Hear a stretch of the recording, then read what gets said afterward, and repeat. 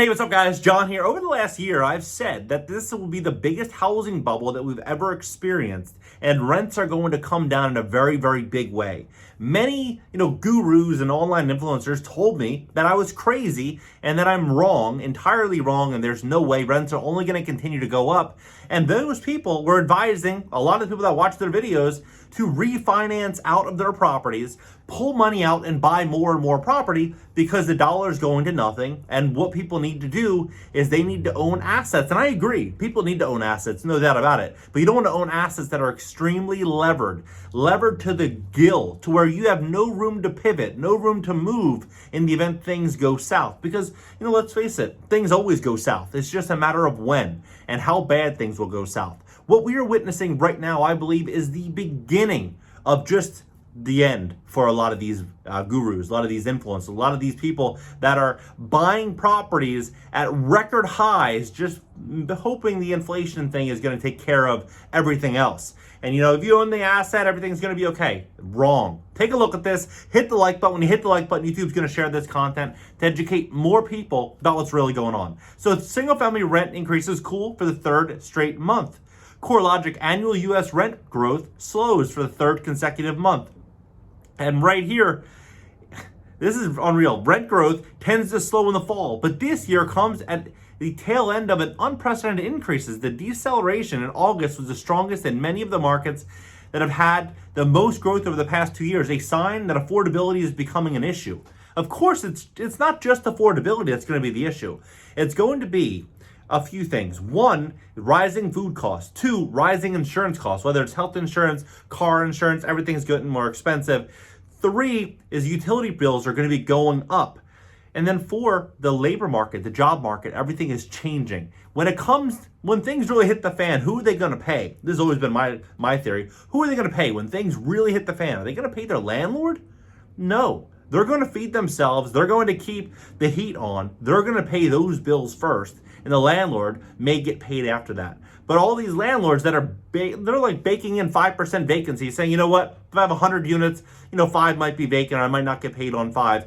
That logic is going to be going out the window if we start to really step into this pain, which we are stepping into. The data is suggesting that is exactly what we're stepping into. Look at, for example, this is Business Insider. 10 U.S. cities where rent for one-bedroom apartments is actually getting cheaper.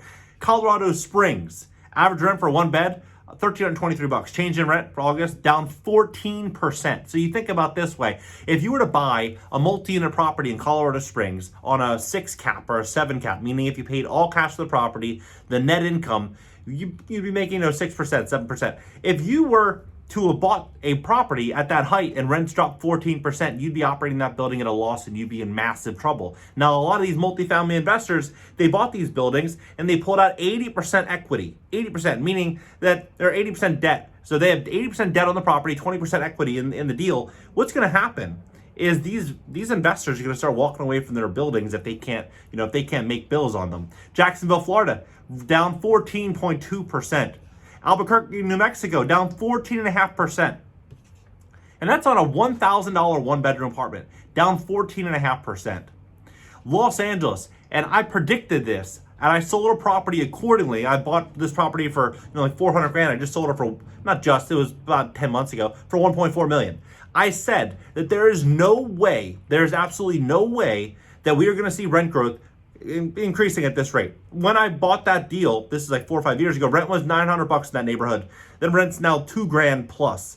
There's no way rent's going to increase over 100% and continue to run at those rates. What's going to happen is we're going to see this go from 15.7% to 18% to 20% as all these other new curveballs step into the housing market that I'm going to mention here in a second. Pittsburgh, Philly, just outside of Philly, 16.5% down.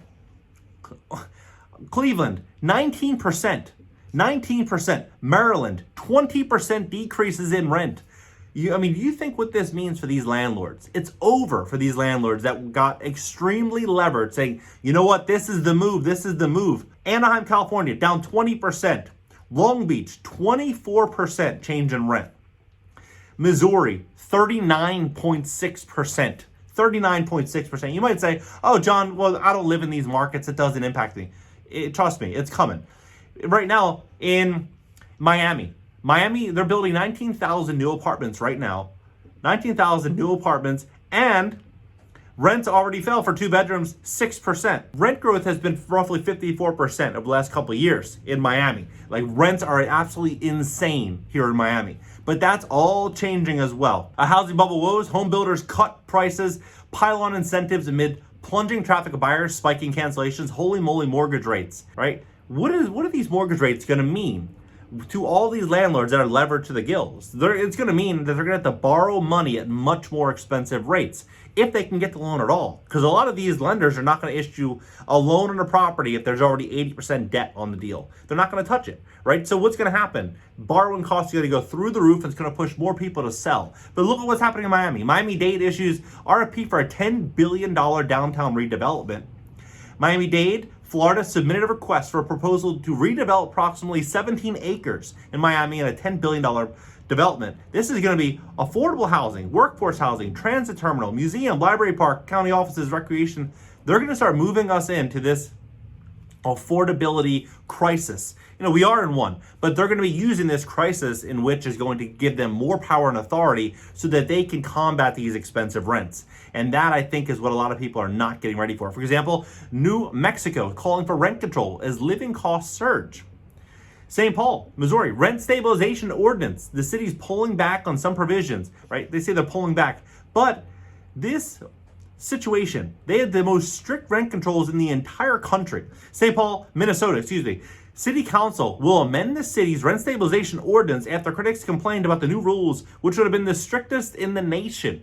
They're going to start moving forward with this, and they changed it, but there's still 3% cap on rent increases. You know, meanwhile, the landlords, they're getting increased property taxes, increased insurance costs, increased repair costs. Everything's getting much more expensive. Those are not capped. So those costs might be up 10, 15, 20% in some areas, but yet they can only increase rent 3%, right? And as they're doing that, they're getting more and more defaults on rents. Right now, the other curveball here that's going to be interesting to see how this all plays out. There's 40.3 million retirees, right? 76% of them own homes. That's 30 million homes, right? These retirees thought that they were completely set. They're like, hey, I worked at this glass factory. I worked at this, dealership. I worked here. I worked there. My retirement's set. I'm going to make $2,000 a month or $1,500 a month. And then what happened? The cost of living skyrocketed. Now a lot of these retirees are going to either have to list their properties for sale, and who's going to buy them? It's likely going to be private equity firms, or they're going to rent them out themselves. We're going to start to see a lot more inventory hit this market, coupled with the 1.5 to 1.7 million new homes that are going to be coming to market very, very soon from home builders. You're going to see all these people that also missed the housing market that said, you know what? I should have sold in July when John was telling me to sell, when he was selling. I should have sold then, but I didn't. And so now, interest rates went from 3% to 6% or 6.5%. And so what happened? I missed the buyer. I missed the opportunity to get that price. So I'm just going to list the house for rent. We're going to see all of these new people become landlords. All these new people become landlords. And all that's going to do is increase housing stock. And as they increase housing stock, there's going to be more renters. And if there's more renters, then what's going to happen? We're going to start to see values start to come down because there's going to be more supply. We're going to start to see more rent regulation, more rent control. We're going to start to see more, of an attack on landlords. A lot of this is all going to change. This housing market is going to change. We're going to see a lot of people go belly up, but we're also going to see huge opportunity, massive opportunity to invest in real estate. I think it's not yet. I think we need to see real blood in the street. We need to see real fear, people panicking. When you see people running up and down the street, freaking out, and you go look down the street, there's a bunch of for sale signs, and there's no buyers out there, you're going to start knowing, you know what, this might be the moment. Start waiting. Wait till you see the real fear. The fear will be coming. I'm telling you, the fear is going to be coming because the euphoria is gone. That left. The multiple offers paying $100K over list price, no contingencies, just whatever it took to get into the house. Those buyers aren't there anymore. We're starting to move into this new market, and this new market is going to be much more favorable to buyers and much more favorable to smart and savvy investors that have cash, that have credit, that have a strategy, that know what they're doing.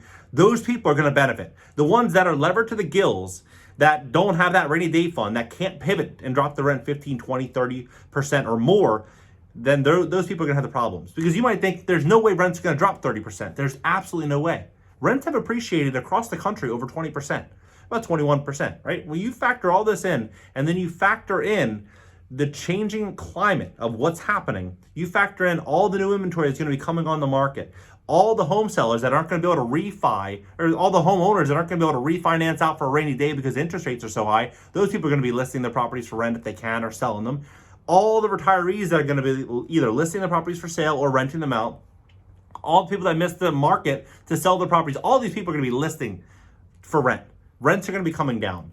So I believe we're going to give back that 20% that we gained over the last couple of years, and we're going to start to see rents drop even more, all of which is going to be huge, huge problems for that levered landlord. What do you think about this situation? Where do you see this going? Drop your comments below. Let's have a conversation about this. Subscribe here and subscribe to my second channel. I'm interviewing 2 private equity guys, both in real estate, one this Thursday, one next Thursday. So be sure to subscribe over there, get their opinion on this situation as well. We can kind of go back and forth on it. And LinkedIn, Twitter, Instagram, and TikTok up in the banner. Catch you guys in the next video.